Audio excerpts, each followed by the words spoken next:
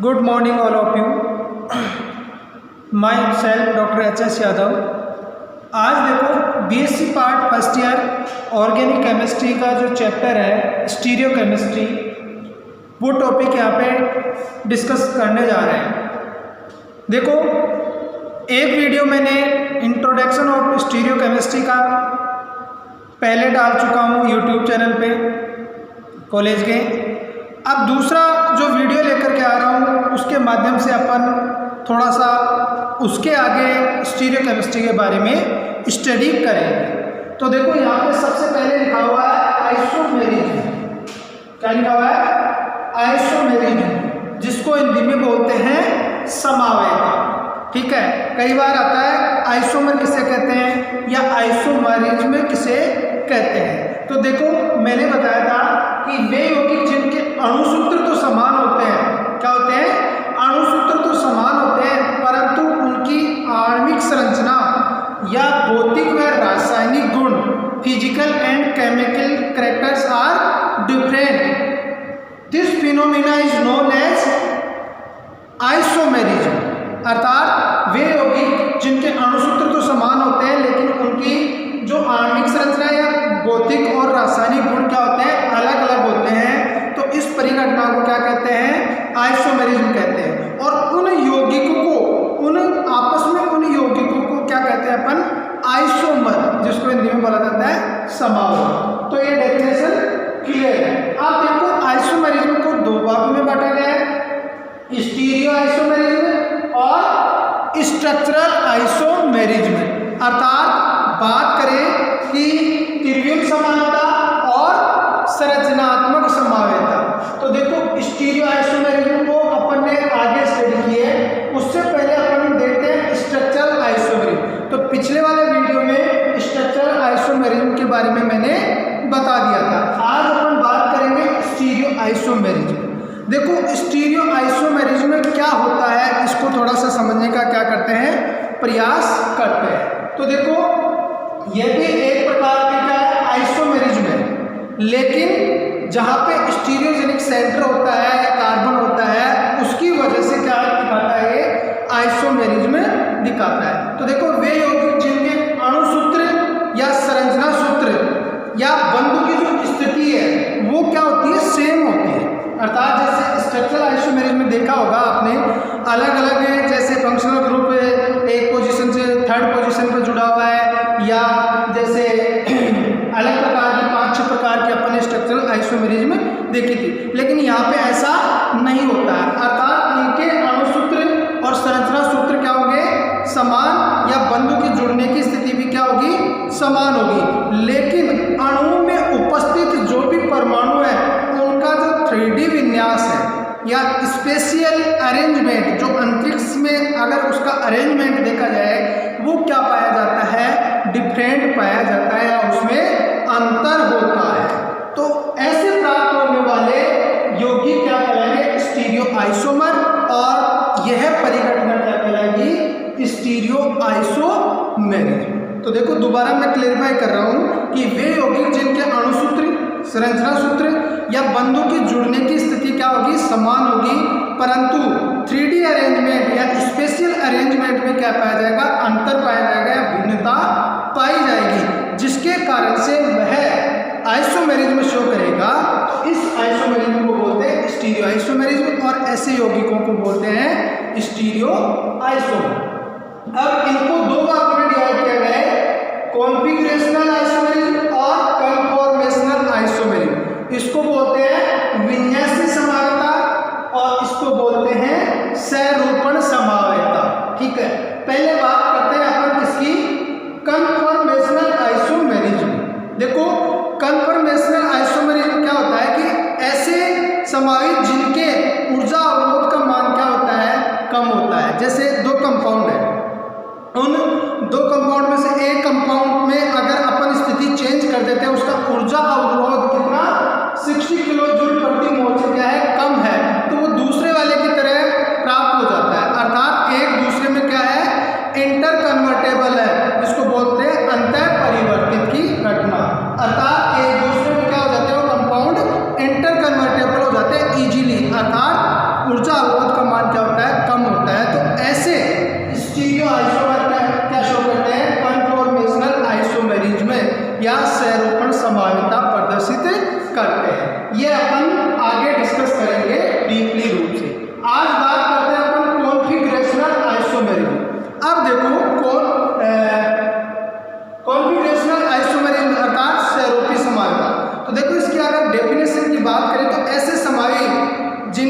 अधिक ऊर्जा अवरोध की क्या होती है, आवश्यकता होती है, या उनके द्वारा उसको अधिक ऊर्जा अवरोध होने पर क्या किया जा सकता है, पृथक किया जा सकता है।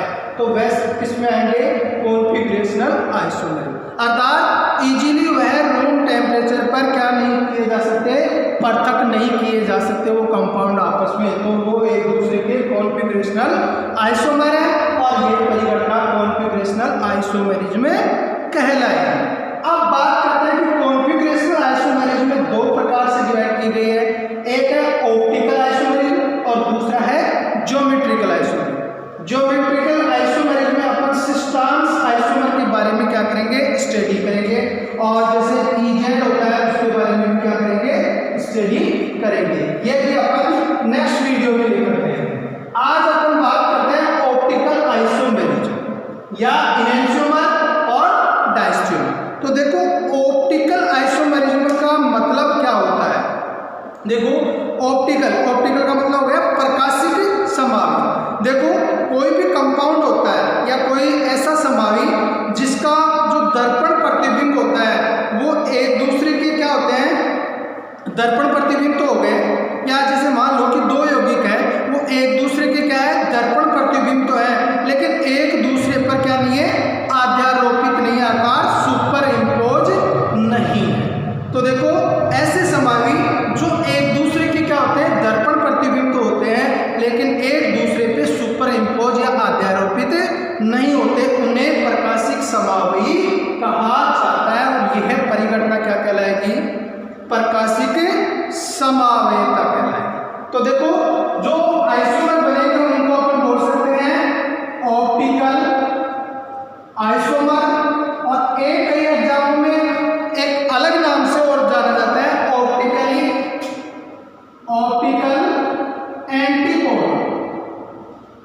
एंटीपोड के नाम से भी जाना जाता है। तो यहाँ पे कंफ्यूजन होने की जरूरत नहीं है। तो देखो वे समावि जो एक दूसरे के क्या है, दर्पण प्रतिबिंब है लेकिन एक दूसरे पे इजीली अध्यारोपित नहीं होते हैं, वो क्या कहलाते हैं, ऑप्टिकल आइसोमर कहलाते हैं। अब देखो आगे जाकर के इसका नाम इनैंशियोमर भी दिया गया, क्या दिया गया, इनैंशियोमर भी दिया गया, कि जैसे बात करें कि एक दूसरे पे आधारित नहीं हो रहे लेकिन दर्पण प्रतिबिंब है। जैसे मैं बात करूं, एक एग्जाम्पल दी,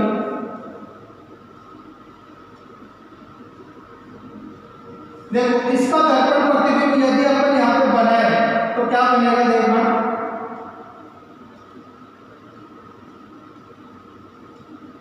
ये बनेगा। इन दोनों को देखो अगर इसको उठाकर इसके ऊपर मैं रखूं तो ये एक दूसरे पर अध्यारोपित नहीं है लेकिन इसका दर्पण प्रतिबिंब है, तो ये एक दूसरे से क्या कहलाएंगे, ऑप्टिकल आइसोमर, और या इसको मैं बोल सकता है इनैंशियोमर।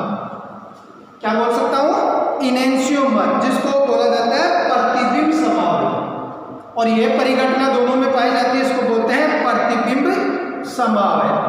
ठीक है, तो यहाँ पे कंफ्यूजन नहीं हो रहा है, इनैंशियोमर और ऑप्टिकल आइसोमर है वो सेम ही डेफिनेशन है। डायस्टियोमर की बात अपन थोड़ा आगे करेंगे, लेकिन उससे पहले अपने को कुछ टर्मिनोलॉजी समझनी होगी कि यहाँ पे स्टीरियोकेमिस्ट्री में कुछ छोटे छोटे बिंदु हैं वो महत्वपूर्ण है, उनके बारे में जानकारी होना आवश्यक है।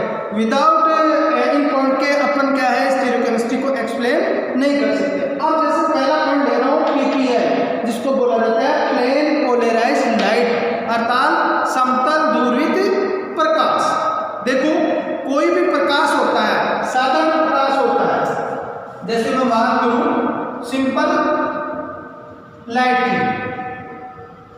लाइट की बात करूं तो वो प्रकाश कई तलों में क्या करता है, वाइब्रेट करता है, कंपन करता है, किधर भी कर सकता है।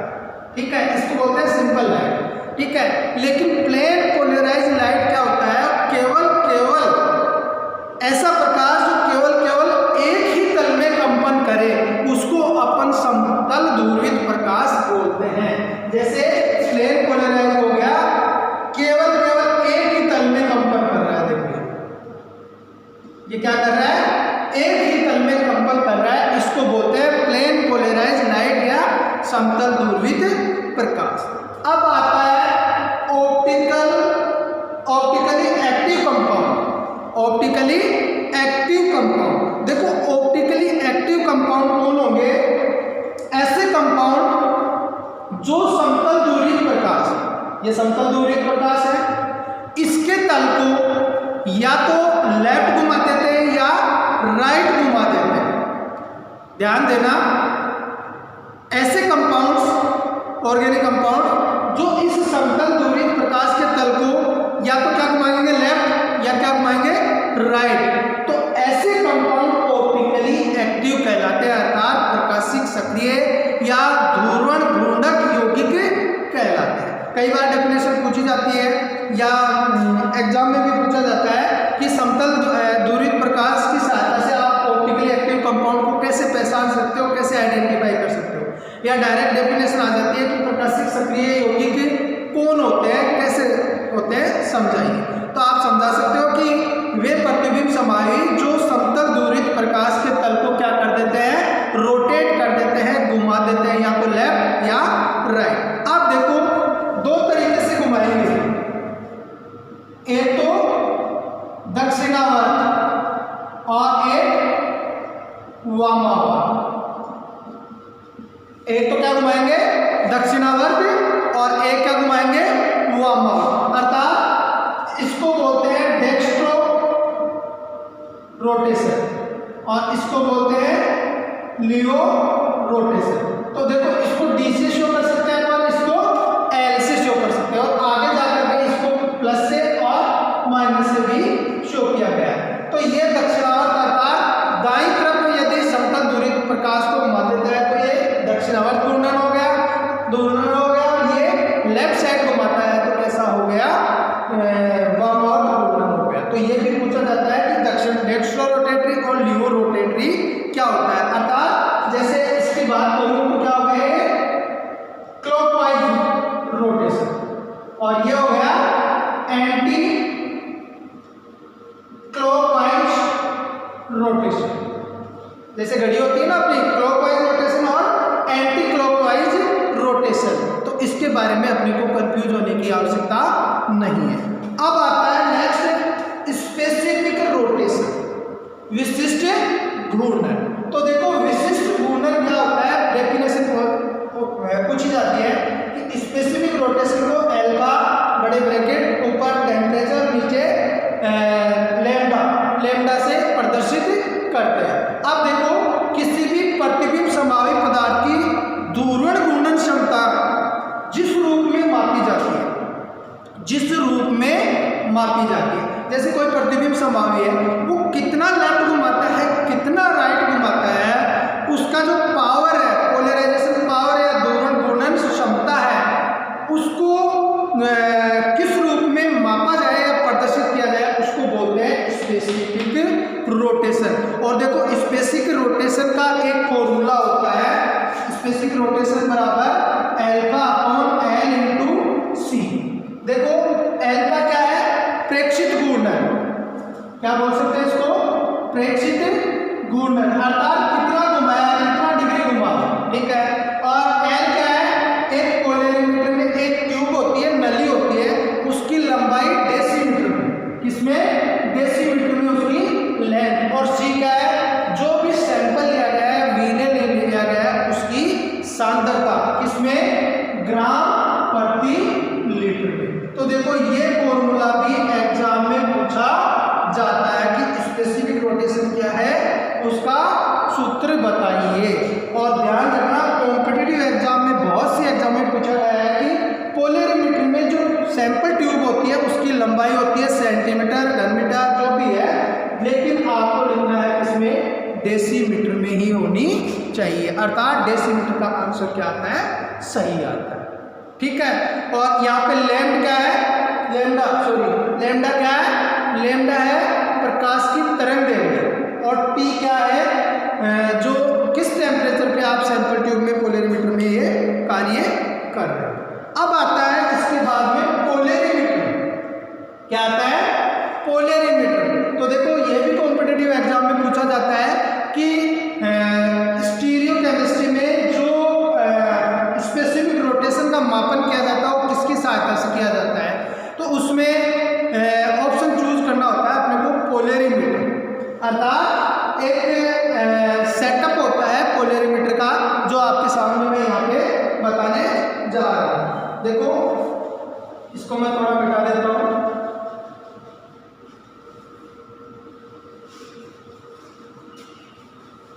देखो पोलरिमीटर का जो सेटअप होता है वो क्या होता है, सबसे पहले देखो एक होता है सामान्य प्रकाश, जिसको अपन ने क्या बोला था, सिंपल लाइट, ठीक है। सामान्य प्रकाश होता है, उसको एक निकोल प्रिज्म से गुजारा जाता है, सेटअप होता है पूरा, इसको बोलते हैं निकोल प्रिज्म, ठीक है। निकोल प्रिज्म से गुजारने के बाद में यह प्लेन पोलराइज लाइट हो जाती है, अर्थात एक तल में क्या करने लग जाता है, कंपन करने लग जाता है, प्लेन पोलराइज लाइट, ठीक है। इसके बाद में इसमें सैंपल ट्यूब होती है, क्या होती है, सैंपल ट्यूब होती है, जिसको नमूना नली भी बोलते हैं, सैंपल ट्यूब होती है। सैंपल ट्यूब में जो भी कंपाउंड होता है उसकी जो ऑप्टिकल एक्टिविटी को ज्ञात करना है, देखना है, वो भरा जाता है। इसके बाद में क्या होता है, आगे जाकर के यह समतल दूरी प्रकाश के तल को घुमाता है तो ऑप्टिकली एक्टिव होगा, और नहीं घुमाता है तो ऑप्टिकली इनएक्टिव होगा। अब मान लो मैं यहाँ पर बता रहा हूँ कि ये ऑप्टिकली एक्टिव कंपाउंड है, तो ये या तो लेफ्ट घुमाएगा या राइट घुमाएगा समतल दूरी प्रकाश। देखो समतल दूरी प्रकाश कैसा था, ऐसा था, समतल दूरी प्रकाश ऐसा था, लेकिन देखो इसका रोटेशन यहाँ पे हो गया कितने डिग्री एंगल से, जिसको अपन ने क्या शो किया है यहाँ पे एल्फा से शो किया, तो ये एल्फा रोटेशन हो गया, ठीक है, इस प्रकार से। तो ये समतल दूरी के प्रकाश के तल को किधर घुमा दिया, राइट साइड में घुमाया। अब इसके बाद में क्या लगा होता है, इसमें एक एनालाइजर होता है, विश्लेषक एनालाइजर, और इसके बाद में ये क्या कर लेता है, पहचान लेता है, और इसमें क्या लगा हुआ आगे लेंस लगे हुए, जिसकी सहायता से आप क्या कर सकते हो, देख सकते हो, जो भी अपनी जो आंख है उसकी सहायता से अपन क्या कर सकते हैं, देख सकते हैं। तो ये पोलरिमीटर का सेटअप है, पोलरिमीटर का क्या है, पूरा सेटअप है। तो ये सैंपल ट्यूब की जो लेंथ होती है वो लेंथ किसमें होती है, मैंने बताया था डेसीमीटर में, तो विशेष ध्यान रखना है आप, ठीक है। यहाँ पे कॉम्पिटिटिव एग्जाम में बहुत से क्वेश्चन पूछे गए हैं। अब आता है next, chiral and achiral compound, अर्थात जिसको बात करें कि कौन सा कायरल है और कौन सा अकायरल है। तो देखो ऐसे यौगिक जो अपने प्रतिबिंब रूप पर अध्यारोपित नहीं होते, क्या होते हैं, अपना जो दर्पण प्रतिबिंब होता है उसके ऊपर अध्यारोपित नहीं होते हैं, ऐसे यौगिक क्या कहलाते हैं, किरेल कहलाते हैं। और जो एक दूसरे पर क्या हो जाते हैं, अध्यारोपित हो जाते हैं, सुपर इम्पोज हो जाते हैं, वो कैसे कंपाउंड होंगे, अकायरल कंपाउंड होंगे। तो कायरल की मैं बात करूं कि जैसे अपने हाथ के दस्ताने, जैसे इस हाथ का दस्ताना है और इस हाथ का दस्ताना है, लग रहा है आपको कि दोनों दस्ताने क्या है, सेम है, क्या है, सेम है, लेकिन एक दूसरे के ऊपर उसको क्या नहीं कर सकते अपन, अध्यारोपित। देखो इसका अंगूठा इधर है और इसका अंगूठा इधर आएगा, तो ये कैसे होंगे, किरेल, किरेल। और जो एक दूसरे पे अध्यारोपित हो जाते हैं, मान लो ऐसी ही संरचना है सेम, तो वो एक दूसरे पे क्या हो रहे हैं, अध्यारोपित हो रहे हैं, तो वो कैसे होंगे, अकायरल कंपाउंड होंगे। इसके बाद में आता है कायरल कार्बन। कायरल कार्बन देखो वो कार्बन होगा जिसके ऊपर जुड़े हुए जो चारों ग्रुप है वो क्या होंगे, डिफरेंट डिफरेंट होंगे।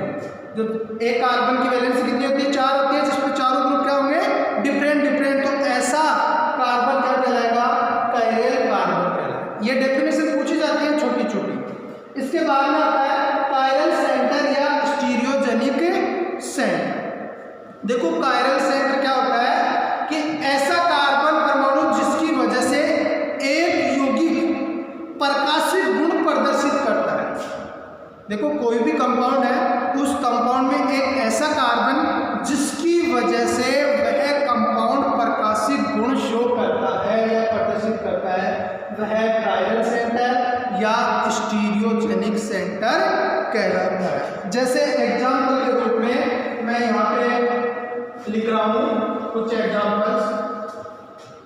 देखो कि यदि बात करें अपन किसकी, लैक्टिक एसिड, किसकी बात करें, लैक्टिक एसिड की, तो देखो लैक्टिक एसिड में किरेल कार्बन हो गया, किरेल सेंटर होगा। इसकी बात कर रहे हैं अपन, किरेल सेंटर या स्टीरियो जेनिक सेंटर भी। तो जैसे पहला एग्जांपल मैं ले रहा हूं किसका, लैक्टिक एसिड का। किसका ले रहा हूं, लैक्टिक एसिड का। तो देखो लैक्टिक एसिड का फॉर्मूला क्या होगा, COOH HOH और CH। अब देखो इसके अंदर एक ऐसा कार्बन है जिसकी वजह से यह क्या शो करता है, प्रकाशिक गुण शो करता है। ठीक है, वो सेंटर क्या है, कायरल सेंटर, या इसको बोल सकते हैं अपन स्टीरियोजेनिक सेंटर भी बोल सकते हैं। ठीक है, इसका दर्पण प्रतिबिंब देखो क्या बनेगा, ये बनेगा। ठीक है, इनहेंशियोमर है। ठीक है, दूसरा जैसे एग्जांपल दे रहे हैं अपन कि बात करें अपन गिल्स रिएजेंट की, गिल्स रिएजेंट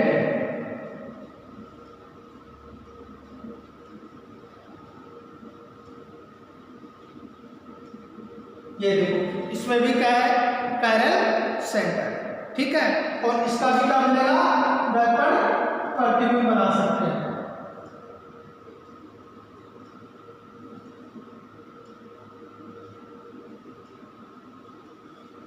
ठीक है, तो ऐसे बहुत से कंपाउंड है जिनमें क्या पाया जाएगा, कायरल सेंटर या स्टीरियोजेनिक सेंटर पाया जाएगा। Okay, thank you.